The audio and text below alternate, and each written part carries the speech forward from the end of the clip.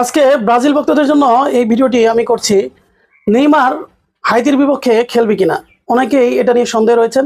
আমার ভিডিওটি দেখার পরে আপনাদের সন্দেহ দূর হয়ে যাবে। নেইমার হাইতির বিপক্ষে খেলবে না, এটা আনচেলত্তির কড়া নির্দেশ যে হাইতির বিপক্ষে নেইমার খেলতে পারবে না, কারণ 2-1 দিন যাবৎ তিনি মাঠে প্র্যাকটিস শুরু করেছেন।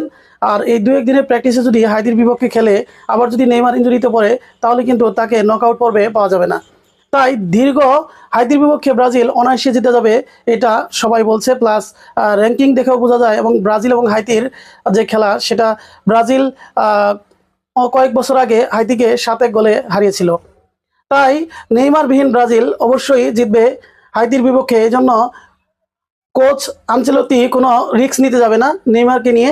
নেইমার অবশ্যই স্কটল্যান্ডের বিপক্ষে খেলবে।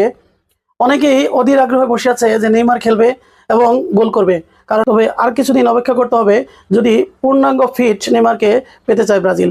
এই জন্য হাইতির বিপক্ষে নেইমারকে না খেলানোটাই সবচেয়ে ভালো হয়েছে, ভালো হবে।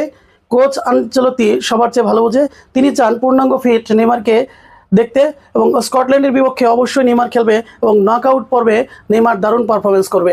এইটা মানে আনচেলত্তির যে পরিকল্পনা, সেই পরিকল্পনাটা অনেক সুন্দর পরিকল্পনা। তো আশা করি নেইমার ভক্ত যারা রয়েছেন তারা অখুশি হবেন না, তারা নেইমারের অপেক্ষায় থাকবেন, নেইমারের জাদু দেখার অপেক্ষায় অবশ্যই থাকবেন।